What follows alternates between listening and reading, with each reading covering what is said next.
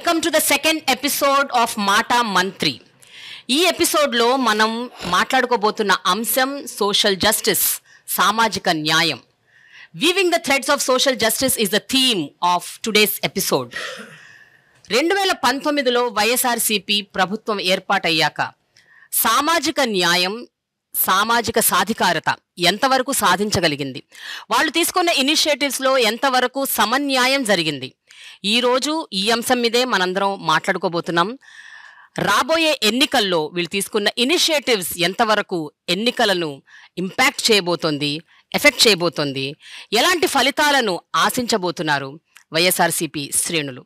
So I have with me on this special episode of Mata Mantri, weaving the threads of social justice, ministers of Andhra Pradesh government. One by one మనం వాళ్ళని పరిచయం చేసుకుందాము. చెల్లుబోయిన వేణు గారు, minister of BC welfare. Welcome sir, welcome to this wonderful episode of మాటా మంత్రి. నమస్తే అండి. నమస్తే మీ అందరికి. మెయిన్ ఇంటర్వ్యూకి వెళ్లే ముందు ఒక కామన్ క్వశ్చన్ అందరినీ అడుగుదాం అనుకుంటున్నానండి. జనరల్గా ఒక సమాజంలో సామాజిక న్యాయం జరుగుతుంది, లేకపోతే ఒక సామాజిక సాధికారత వస్తుంది అంటే ఒక 4 ప్రధాన అంశాల్లో మనం నిజంగా సమాన న్యాయం చేయాలి. అది విద్య, వైద్యం, ఆరోగ్యం అండ్ అవకాశం, ఎంప్లాయ్మెంట్ ఆపర్చునిటీస్. సో ఈ 4 విషయాల్లో ఎంతవరకు ఎస్సీ, ఎస్టీ, బీసీ, మైనారిటీ కమ్యూనిటీస్కి చెందిన ప్రజలకు న్యాయం జరుగుతోంది? 2019 నుంచి తీసుకుంటే ఇప్పటి వరకు ఎలాంటి మార్పు మీరు నోటీస్ చేశారు? సార్, వన్ బై వన్ వెళ్దాం. సార్ వేణుగారు, గవర్నమెంట్ ఇనిషియేటివ్స్లోనే మీరు చొరవ తీసుకొని మీరు ఈ విద్య, వైద్యం, ఆరోగ్యం అండ్ అవకాశాల విషయంలో మీరు తీసుకున్న ఒక స్పెషల్ ఇనిషియేటివ్స్ ఏంటంటే ఏం చెప్తారు? ఈ అసమానతలు తొలగాలంటే ఏ విధమైనటువంటి పాలన సాగాలి, సాగించే వారు వచ్చిన రోజు దీనికి వచ్చేటువంటి పరిమళం అంటే సుగంధం ఎంత గొప్పగా ఉంటుంది అని ఆనాడు బాబాసాహెబ్ అంబేద్కర్ గారు ఆలోచించారో ఆ పరిమళం ఈరోజు ముఖ్యమంత్రిగా జగన్మోహన్ రెడ్డి గారు ఈ ఆంధ్రప్రదేశ్ రాష్ట్రానికే కాదు భారతదేశానికి పంచబోతున్నాడు అంటానికి సాక్షిభూతమే ఆయన యొక్క విగ్రహావిష్కరణ అనేటువంటిది నాకున్నటువంటి నమ్మకం. ఈ దేశంలో కేంద్రం నుంచి 1 లక్ష రూపాయలు మనం గ్రామానికి పంపిస్తే 15 రూపాయలే చేరుతుంది. భారతదేశం గ్రామీణ భారతంలో ఈ అభివృద్ధి జరగలేదనంటే కారణం ఏమిటి అన్నప్పుడు నిస్సహాయతను వ్యక్తం చేసినటువంటి రాజీవ్ గాంధీకి డీబీటీ అని ఒక వరమిచ్చి, డీబీటీ డైరెక్ట్ బెనిఫిషరీ ట్రాన్స్ఫర్ అనేటువంటి ఒక గొప్ప మహత్తరమైన ఆలోచన చేసి బాబాసాహెబ్కి నిజమైన నివాళులర్పించాడు ఈరోజు జగన్మోహన్ రెడ్డి గారని చెప్పడానికి నేను గర్వపడుతూ ఉన్నాను. మీరు ఇప్పుడు నన్ను ఒక ప్రశ్న వేశారు, బీసీ సంక్షేమ మంత్రిగా మీరు పొందిన అనుభూతి ఏమిటి అని. నేను చాలా గర్వపడతా ఉన్నాను. ధనవంతులకు భూమి ఉంది, ధనవంతులకు ధనం ఉంది, ధనవంతులకు విద్య పట్ల అవగాహన ఉంది. వారి బిడ్డలను తీసుకెళ్లి పట్టణాల్లో ఇంజనీర్లు, డాక్టర్లు లేకపోతే చదివించుకున్నారు. ఈ పేదవాడికి ఉంది ఆశ, ఈ పేద తల్లికి ఉంది ఆశ, ఈ పేద తండ్రికి ఉంది ఆశ. అది తీరకపోవడానికి కారణం డబ్బు. వాడికి తండ్రినవుతాను, తల్లినవుతానని చెప్పినటువంటి నాయకుడు స్వర్గీయ రాజశేఖర రెడ్డి గారు. ఆయన ప్రారంభించినటువంటి ఫీజు రియంబర్స్మెంట్ ద్వారా, పూర్తి ఫీజు చెల్లించడం ద్వారా ఇంజనీర్లు అయ్యారు, డాక్టర్లు అయ్యారు, విదేశాలకు వెళ్ళగలిగారు. చంద్రబాబు నాయుడు 14లో అధికారంలోకి వస్తే ఆ ఫీజు రియంబర్స్మెంట్ 35,000కి స్లాబ్ చేసేసాడు. ఆ కులపోళ్ల కాలేజీలు ఏవైతే ఉన్నాయో, శ్రీ చైతన్య, నారాయణ, ఇటువంటి కాలేజీల ఫీజులు ఇష్టానుసారంగా పెంచేస్తే ఈ పేదవాడు మళ్ళీ పెద్దవాడి దగ్గర, పెత్తందారి దగ్గర బానిసగా మార్చేసినటువంటి పరిస్థితులు ఉన్నాయి. అందుకే వచ్చాడు జగన్మోహనుడు, తాను పెంచినటువంటి ఫీజులను రెగ్యులేట్ చేసి ఈవేళ పేదవాడికి చిన్ననాటి నుంచి విద్యను అందించేటువంటి ఒక గొప్ప ప్రక్రియ ఈ రాష్ట్రంలో. ఇది నిజమైనటువంటి నివాళి బాబాసాహెబ్ అంబేద్కర్ గారికి అనేటువంటిది నాకున్నటువంటి భావన.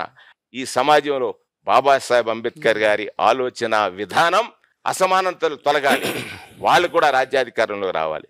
అందుకే కదా ఇవాళ రాజ్యసభలు వస్తే 4 రాజ్యసభలు, ఎక్కడ చెట్లెక్కే కాళ్ళు పార్లమెంటు మెట్లెక్కుతున్నాయి, వలేసే కాళ్ళు పార్లమెంటు మెట్లెక్కుతున్నాయి, కంబలేసుకున్న వాళ్ళు పార్లమెంటు మెట్లెక్కుతున్నాయి. మా వాణిని వినిపిస్తా ఉన్నారు. కులగణన జరగాలని ఈ బీసీ వర్గాలు అనేక సంవత్సరాలుగా ఉద్యమాలు, అనేక సంవత్సరాలుగా హర్తాళ్ళు, అనేక సంవత్సరాలుగా రిప్రజెంటేషన్స్ ఇస్తున్నారు.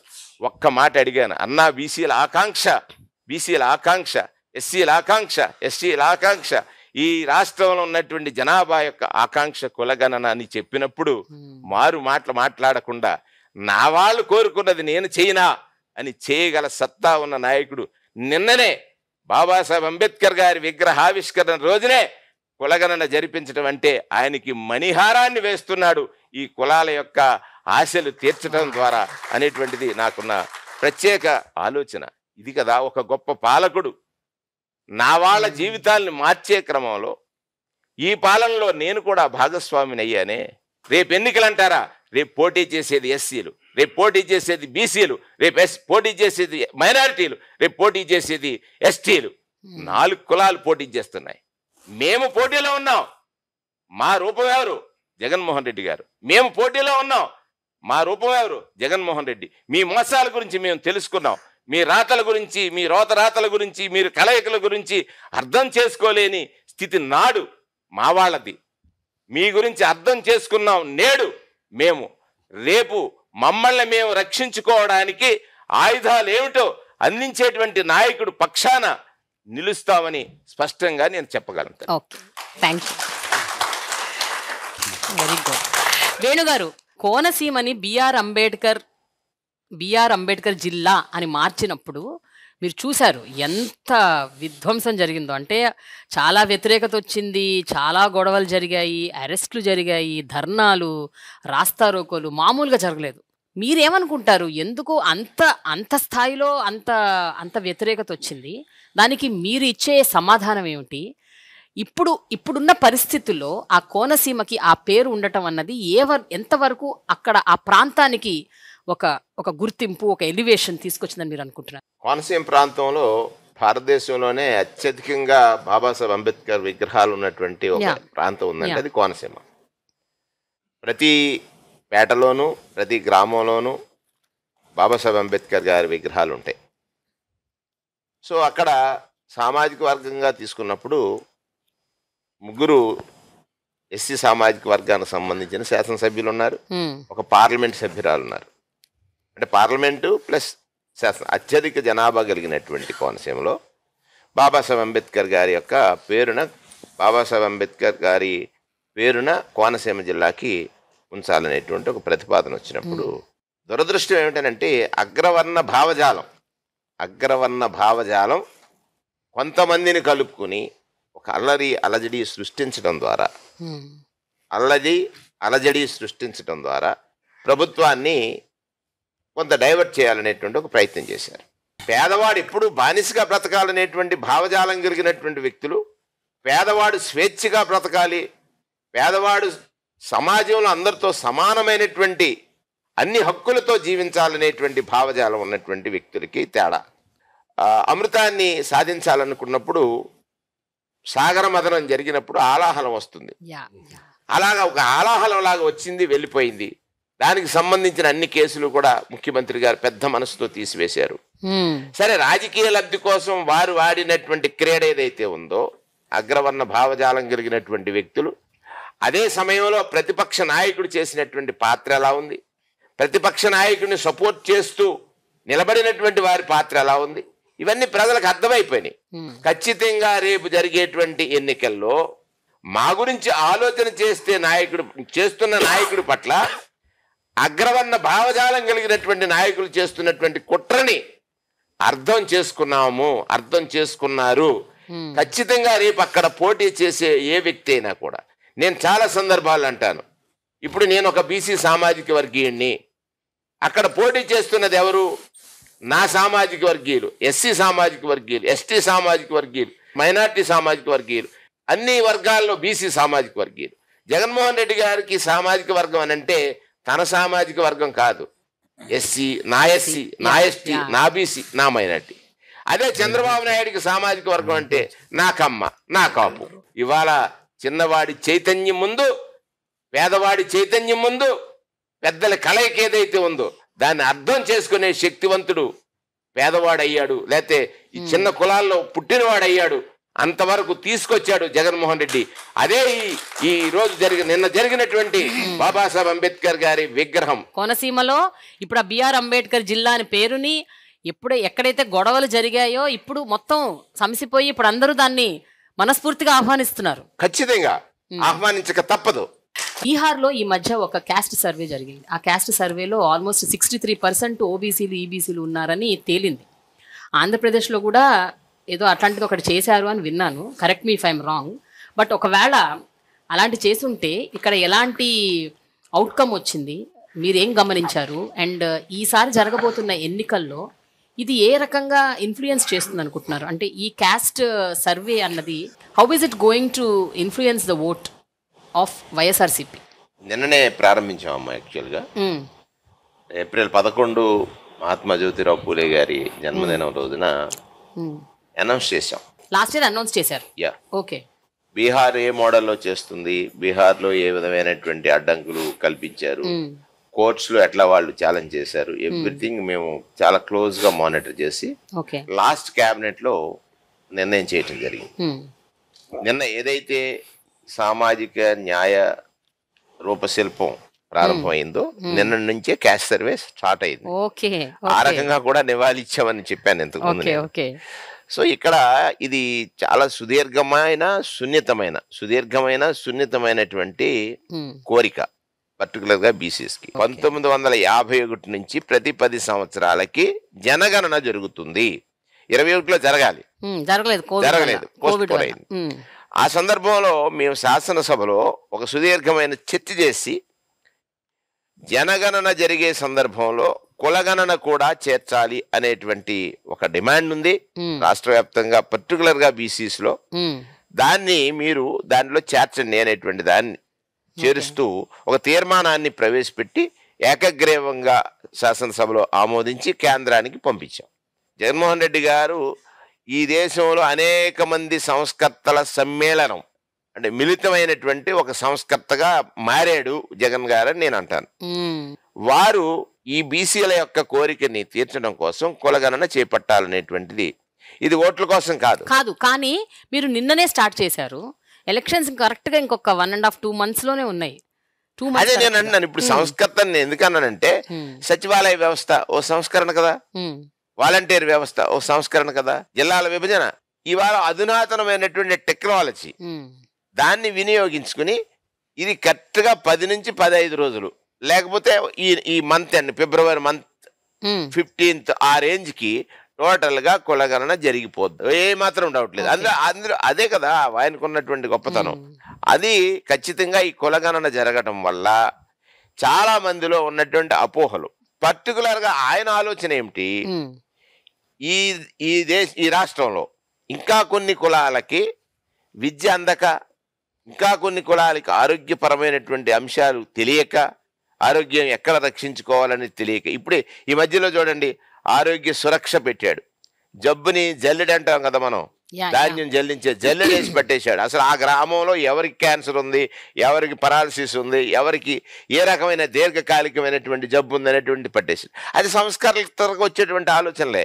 ఈ జగనన్న ఆరోగ్య సురక్ష అనేటువంటి కార్యక్రమం సామాన్యమైందా? అది ఆ బిడ్డలు తెలుసుకోలేకపోతున్నారు.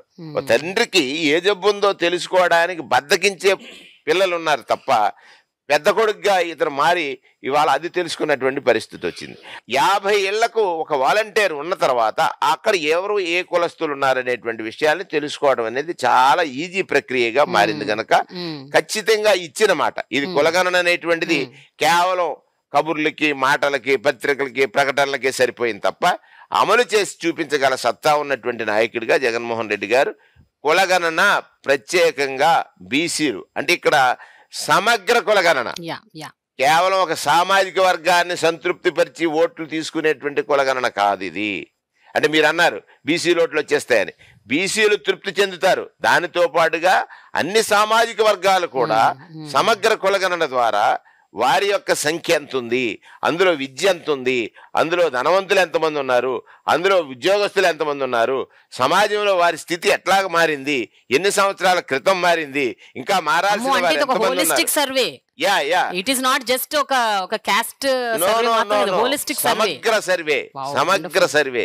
ఇప్పుడు జనరల్ గా ఏ ఎలక్షన్ అయినా ఆ ఎలక్షన్ ని డిసైడ్ చేసి ఆ గవర్నమెంట్ ని అధికారంలోకి తీసుకొచ్చేది ఒక బీసీ ఓట్ అంటారు సార్. ఎందుకంటే 50% ఆ పాపులేషనే ఉంది కాబట్టి. సో మీరు చెప్పండి, ఈసారి జరగబోయే ఎన్నికల్లో ఏ ఏ అంశాలు ఏ అంశాలు బీసీ ఓటర్స్ని మీ వైపు ఇన్ఫ్లుయెన్స్ చేస్తాయని మీరు అనుకుంటున్నారు? అంటే ప్రధానమైన అంశాలు. మన పురాణాల్లో రాక్షసులను సంహరించడానికి విష్ణుమూర్తి 10 అవతారాలు ఎత్తాడు. యా, దశావతారాల గురించి మాట్లాడుకుంటాం కదా. ఇక్కడ జగన్మోహనుడు, ఆయన పేరు కూడా విష్ణుమూర్తి పేరే. అసలు జబ్బు అనేటువంటిది పేదరికం, 10 తరాలను పట్టి పీడిస్తున్నటువంటి రాక్షసి. ఆ రాక్షసిని ఈ తరంలో జయించేటువంటి శక్తినివ్వడం కోసం మాకు 10 శాఖలు ఇచ్చాడు. సంపూర్ణ ఆహార పోషణ ప్లస్ అని ఒక కార్యక్రమం పెట్టాడు. దానికి మంత్రి ఎవరమ్మా? మా ప్రథమ అవతారమే కదా, ఉషా శ్రీచరణ్. అంతేనా? రెండవది అక్షరాభ్యాసం, విజ్ఞానం కావాలి. దానికి మంత్రి ఎవరమ్మా? మా బొత్స సత్యనారాయణ గారు, బీసీఏ కదా. మూడవది ఆహారం అవసరం, బొవ్వ. ఇదిగో ఇక్కడ ఉన్నారు కదా నాగేశ్వరరావు గారు, ఆయన సివిల్ సప్లైస్ మినిస్టర్. మాకు బలం అవసరం. నాలుగో వాడు మా అప్పలరాజు గారు, చేపలు, మాంసం, కోడిగుడ్లు, పాలు అన్నిటికీ మంత్రి ఆయన.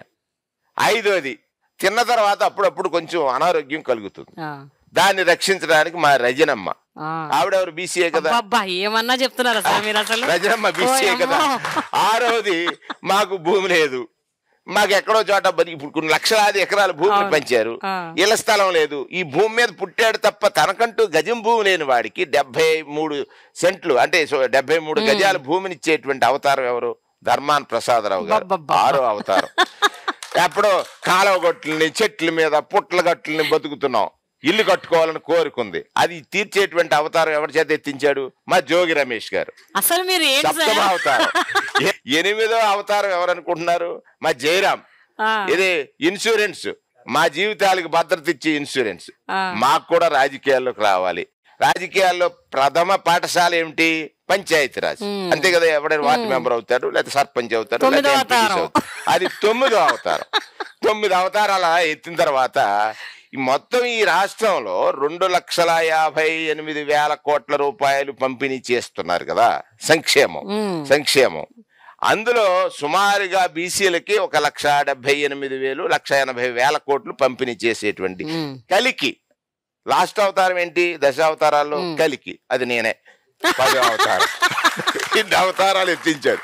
ఇది జగన్మోహన్ రెడ్డి గారు తీసుకున్న. మరి ఇది ఎంత గొప్పది అంటే, పేదరికం అనేటువంటిది రాక్షస అయితే, పేదరికం అనేది రోగం అయితే, ఈ బీసీలను పట్టి పీడిస్తుంటే దాన్ని మా ద్వారా అవతారాలు ఇచ్చి మా చేతే వాటిని సంహరింపజేస్తున్నాడు, వాటిని అధిగమింపజేస్తున్నాడు. ఇది ఒక సంస్కరణ. ఇదే నేను అంటాను, సంస్కరణల సమ్మేళనం, మిళితం, ఒక రూపం. అదే జగన్మోహన్ రెడ్డి. నేనేమంటానంటే, ఇన్ని కార్యక్రమాలు చేయటం వల్ల ప్రజలు ఓట్ల కోసం చేయలేదు, ఈయన వాళ్ళ మనస్సులు తెలిసి చేశాడు. రేపు గెలుపు ఈయన గెలిచిన మనసులు వేసేటువంటి ఓటు. ఆయన జనాన్ని నమ్మాడు, జనం మోసం చేయడు. నాయకుడు మోసం చేస్తారు తప్ప జనం మోసం చేయరు. అందుకే జనాన్ని జగన్కి జనం, ఈ బంధాన్ని విడదీయటం అనేటువంటిది ఎవరికీ సాధ్యం కాదు. జగన్ అంటే నిజం, నిజం అంటే జగన్. నిజానికి ఓటేయండి, జగన్ని గెలిపించండి అని. గెలుపు అనేది డిసైడ్. రేపు బీసీ గెలుస్తాడు, ఎస్సీ గెలుస్తాడు, ఎస్టీ గెలుస్తాడు, మైనార్టీ గెలుస్తాడు. డిసైడ్, అందులో డౌట్ లేదు. Finally sir, last word from Venu గారు. జగన్మోహన్ రెడ్డి గారు మొట్టమొదటిగా మనం పాలకులం కాదు సేవకులు అన్నాడు. ఆ ఒక్క మాట చాలు. పవర్ దేనికోసం? సేవ చేయటం కోసం పవర్ ఇచ్చినటువంటి ప్రజలకి బాధ్యతగా సేవకుడిగా జీవించటమే పెద్ద గొప్పతనం. సో నేను as a BC welfare minister నాకు ఇచ్చినప్పుడు నా వాళ్ళకు సేవ చేసే అవకాశం నాకు చాలా గొప్పగా వచ్చిందని భావించినప్పుడు మొట్టమొదటిగా 56 కార్పొరేషన్లు ఏర్పాటు చేశాం. అంటే తన కులం పేరు చెప్పడానికి కూడా భయపడేటువంటి వారిని రాష్ట్ర స్థాయి నాయకత్వం ఇచ్చి వారి కులానికి సంబంధించిన సమస్యల్ని ప్రస్తావన చేయటానికి ఒక వేదిక. 56 కార్పొరేషన్లు ఒకే చోట, మళ్ళీ అక్కడ సమాజంలో అందరూ కలిసి ఉండాలనేటువంటి భావన. అందరికీ కూడా ఆఫీసులు ఏర్పాటు చేయడం కానీ, దానికి సంబంధించినటువంటి ప్రతి అంశంలోనూ కూడా శ్రద్ధ తీసుకున్నాం. దానితో పాటు ఇవాళ కులగణన, అది బీసీల ఆకాంక్ష. ముఖ్యమంత్రి గారికి చెప్పి దాన్ని పరిష్కరించగలిగాం. నేత బిడ్డ నాడు ఆత్మహత్యలు చేసుకున్నటువంటి పరిస్థితి నుంచి వాళ్ళ ఇంజనీరింగ్ చదివి ఆ కుటుంబం నేత వృత్తి నుంచి ఉన్నత స్థితికి ఎదిగిపోయింది కదా. దానికి కారకుడు నాడు రాజశేఖర్ రెడ్డి, నేడు జగన్మోహన్ రెడ్డి అన్నప్పుడు నిజంగా ఎంత ఆనందం వేసిందంటే, ఎవరికైతే కష్టం వస్తుందో ఆ కష్టాన్ని తీర్చేవాడు దైవం అయితే, ఆ కష్టాన్ని చెప్పకుండా తెలుసుకుని తీర్చేవాడు ఈ జగన్మోహన్ రెడ్డి గారి కుటుంబం అనేటువంటిది నేను స్పష్టంగా చెప్పగలను. అందులో నేను బీసీ సంక్షేమ మంత్రిని. అటువంటి ఒక గొప్ప అనుభూతిని ఈ పాలకుడు మిగిల్చాడనేటువంటిది ఇవాళ మేమందరం కూడా బీసీ సంక్షేమ మంత్రిగా ప్రౌడ్ ఫీల్ అవుతాను. భారత సంతతికి ప్రామాణిక గ్రంథాన్ని అందించిన మహనీయుడి పాదాల చింత ఈరోజు ఇంత గొప్ప ఇంటర్వ్యూ చేయటం అనేటువంటిది మా జీవితంలో మరుపురానిది, మరువలేనిది. ఇంతకంటే గొప్ప అనుభూతి ఇంకొకటి లేదు. Thank you so much. నిజంగా సమసమాజ నిర్మాణం జరగాలి. సోషల్ జస్టిస్ అనేది చాలా ఇంపార్టెంట్ ఒక స్టేట్కి కానీ, ఒక కంట్రీకి కానీ, ఒక ప్రపంచానికి కూడా. So thank you so much for your time and thanks a lot for everything that you shared అండి. థ్యాంక్స్. Thank you.